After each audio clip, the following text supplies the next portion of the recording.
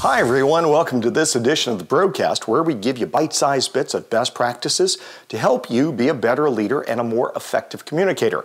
I'm your host, Jarrett Bro. Earlier this week on the Broadcast, we asked your opinion on this discussion question. The question is, what is the best advice you were ever given for doing a media interview?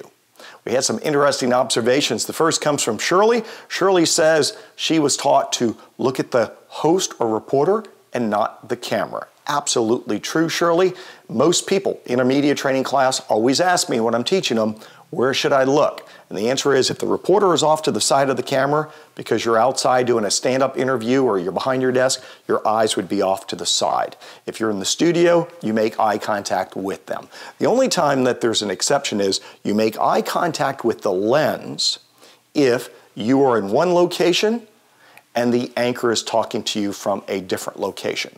Shirley also added that for print media, keep bringing the reporter back to your message points. Well, the concept of going back to your message points really applies to print, radio, or TV. Always know what the purpose of the interview is. The one thing I would caution you on is don't reach back to message points that are not germane to the question being asked to the reporter. That's when it starts to get into spin. Next comment comes from my colleague Mark, who says, sit up straight and have good posture, even if it's a telephone interview.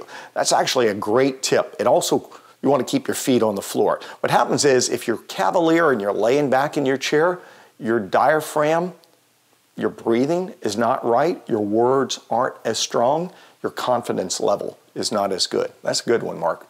Caroline says, practice using the record function on your smartphone to identify verbal tics and practice to reduce those verbal tics. So our good old smartphone here is a perfect place to use the record function. I would say get a tripod and mount this up on a tripod. That way your hands are free. You'll notice in the broadcast, I'm always using my hands when I'm talking. So it lets you study your body language. I would also caution that too many people don't practice their interview just before the interview. You should practice at least 3 times just before you go out to meet that reporter. Have a colleague ask you questions. That way you get to warm up and practice. Finally, Megan says, let your personality shine through. It'll make you more relatable.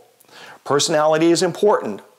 However, I would caution you that many times when I used to be a TV reporter, I would interview effervescent people who had this perma smile and wide eyes, and they couldn't stop smiling even when talking about death, destruction, and tragedy. So dial it back a little bit if you are too bubbly when it is time to talk about things that are tragic. Good observations. Thanks for joining us this week on the Broadcast. We will be back next week with another discussion question. As always, thanks for subscribing to the Broadcast. For the Broadcast, I'm Jarrett Bro.